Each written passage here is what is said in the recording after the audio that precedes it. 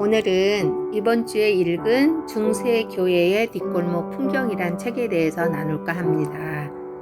저는 2020년을 시작하면서 52권 독서하기가 올해 목표 중에 하나였습니다. 남편과 함께 월요일 독서 나눔을 하게 된 지는 벌써 몇 해가 지나갑니다. 사역에 바빠서 독서량이 많지도 않고 또 베네수엘라라는 한국 물품 공급이 쉽지 않는 곳에 살다 보니 가지고 있는 책이 한정되어 있어서 쉽지 않는 일이었습니다.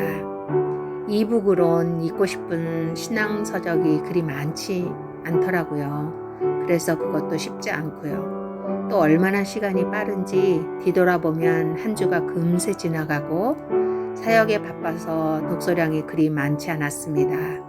그래도 나를 지키기 위해 어떻게든 이 독서 모임을 유지하기 위해 월요일이면 아침 일찍 책을 들고 일상에서 벗어나 카페에서 몇 시간씩 각자 책을 읽고 나눔을 갖기로 했습니다.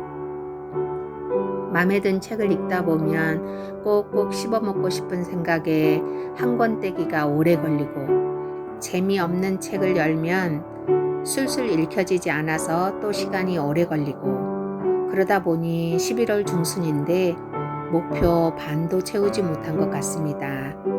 지난번 읽은 책은 영상에서도 몇 번 인용했지만 디도요 교회를 부탁하오는 참 곱게 씹고 읽었던 책이었습니다. 이번 주에 든 책은 예책 출판사에서 출판한 박양규 목사님이 지은 중세교회의 뒷골목 풍경입니다. 남편이 추천한 책이고요.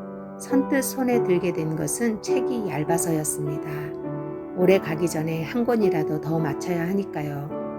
다른 분들은 어떨지 모르지만 이상하게 나이가 들수록 인포메이션만 전달하는 책들은 선뜻 손이 가지 않더라고요. 특히 역사, 예술, 그리고 기술과학 책은 거들떠도 안 보고요. 철학, 종교 혹은 사회과학, 그리고 문학 쪽의 내용들을 서정적으로 따뜻하게 감성을 터치해주는 책이나 리얼리티를 스토리적으로 풀어준 것들이 좋습니다. 그래서 역사책인 이 책도 달갑지 않게 시작했습니다. 한 권을 끝내야 한다는 일념으로 책을 들었습니다. 그러다 보니 겉표지도 중세교회 암흑기 이야기구나 정도로만 인식하고 책장을 넘기기 시작했습니다. 그런데 얼마나 흥미롭게 읽었던지 책장을 덜프며 다시 한번 책 겉표지, 옆면, 뒷면을 손바닥에 온 열을 흠뻑 뿜으며 쓰다듬게 되는 책이었습니다. 그런 사랑스러운 눈으로 책을 보니 책 표지의 문구가 이 책의 전체 내용이었습니다. 책 표지 뒷면의 문구가 이 책을 읽고 난 후 적용해 봐야 할 내용이자 심각하게 현실을 돌아봐야 할 내용이었습니다. 책 표지 첫 문구, 교회사 뒤에 숨겨진 중세인들의 문화와 삶. 중세하면 누구든지 잔다라크, 아서왕, 로빈후드처럼 영웅들의 활약하던 낭만의 시대로 떠올리겠지만 교회의 지배 아래 흑사병과 십자군 전쟁처럼 핏빛으로 물들었던 암흑의 시대이기도 합니다. 이런 배경 속에 지배층이 아닌 피지배층, 즉 비주류의 부조리한 삶이 문화가 되고 이데올로기가 되어버린 그 삶을 이야기해주고 있습니다. 두 번째 문구, 중세교회의 뒷골목 풍경. 지배자와 피지배자 간의 부조리가 난무한 시대에 성직자는 지배자들이었고 귀족이었습니다. 이런 지배자들이 귀족이 부패함으로 생긴 문제가 바로 주류 계층의 권력욕과 재물욕이었고 서민들은 결국 그들의 욕심을 채우기 위한 도구에 불과했습니다. 성물 숭배, 마녀 사냥, 유대인 배척, 흑사병, 십자군 전쟁, 이 엄청난 암흑의 상황 속에서도 많은 성직자들이 순결하지만 전적으로 사랑이 부족하다. 이 세상에서 성직자들보다 더 탐욕스러운 사람은 없다. 성직자는 거머리처럼 두 개의 혀를 가졌음을 보여준다. 상당수 종교인들은 앞뒤가 전도되어 예수 그리스도에 대한 심각한 비방은 쉽게 참아 넘기면서도 교황이나 군주에 대한 가벼운 농담에는 발끈하고 자신들의 일용할 양식에는 그보다 더 화를 내는 현실이다. 성직자의 관심은 돈이고 서민들의 관심은 축복이다. 당시의 중세교회의 앞모습은 화려한 루앙 대성당, 밀라노 대성당, 캔터베리 대성당, 클레르몽페랑 대성당 등의 고풍스럽고 고귀한 자태였지만 이 책은 그 성당 뒤에 숨겨진 진실을 너무나 적나라하게 말해주고 있습니다. 세 번째 문구가 그것을 말해줍니다. 거인들의 어깨 위에서 중세를 바라보며 한국 교회의 자화상을 통찰한다. 엄청나게 거대하고 화려한 그 성당들 어깨 위에서 과연 한국 교회의 현실은 어떠한가? 십자군의 신의 이름으로 자행되어지는 행위들이 지금도 수없이 벌어지고 있지 않는가? 과연 누구를 위한 것일까? 이탈리아에서 가장 아름답고 번영한 도시 피렌체의 무서운 흑사병은 어떤 인간의 지혜도 예방의 대책도 소용이 없었다.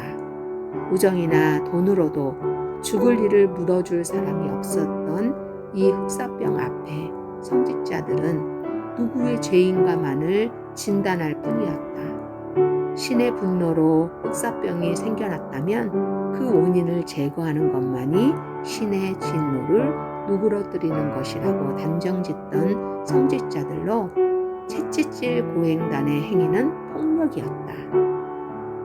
죽음의 공포 앞에서 성직자들의 요구하는 것은 오직 무릎을 꿇으라는 강요뿐이었다. 흑사병 앞에서 이성과 신앙은 광기로 변했다. 무기력한 인간의 무릎을 꿇리는 것이 종교의 역할이 아니라 연약한 인간에게 손을 내밀고 암흑에 맞서서 싸울 수 있는 용기를 주는 것이 종교의 역할 아니겠는가. 기독교와 도덕적 성품이 무관하다면 그것은 더 이상 종교가 아닌 이데올로기일 뿐이다. 중세 역사는 이렇듯 중세를 종교의 힘으로 악으로 규정하고 암흑으로 밀어넣었다. 이 또한 종교적 프레임이라는 것이 흥미롭게 다가왔습니다. 중세를 암흑으로 밀어넣으면 넣을수록 종교개혁자들이 더 위대한 사람이 되었고 그리고 우리는 그 종교개혁자들의 후예라는 자화자찬의 논리가 성립된다는 것이다. 한국교회가 스스로 이 우월성을 드러내기 위해 깎아내리는 대상은 두 가지로 암축된다. 중세교회와 현대 서구교회다. 그러나 저자가 놓치지 않고자 하는 것은 그 암흑의 시대에 종교의 힘으로 부조리가 만행하고 성직자들이 가장 이중적이었던 그 시대에도 신실하게 개혁하려는 사람들이 있었다는 것을 제프리 초소의 기록을 통해서 알려줍니다. 가난한 사제들의 투쟁들이 가슴에 울렸습니다. 그리고 대주교였던 안셀무스의 정신도 새롭게 가슴에 새겨보게 되었습니다. 믿음을 전제하지 않는 것은 오만이며 이성을 사용하지 않는 것은 태만이다. 교회는 신앙이 중요하며 그것이 사라진다면 더 이상 교회일 수 없다. 그러나 이성의 적절한 활용을 통해 교회는 세상과 소통할 수 있다. 신앙이 독선적으로 되지 않기 위해서는 이성의 도움을 받아야 한다. 교회가 쓰는 용어가 세상과 공유되지 않는 언어를 쓴다면 그 교회는 폐쇄적인 집단이 될 것이다. 중세시대에는 교회라는 이름으로, 종교라는 이름으로 만행되어진 모든 것들이 이성이 없었다는 것이죠. 참 재미있게 읽었고 책장이 술술 넘어가게 했던 이유 중에 또 하나는 성당, 수도원, 궁들의 사파가 있어서 읽는데 수월했습니다. 또한 당시 상황 시대극 그림들이 글로 풀어놓은 내용을 머리에 머물지 않고 가슴에까지 와 닿도록 해주었습니다. 책장을 덮으며 마치 미술관을 다녀온 느낌이라고나 할까요?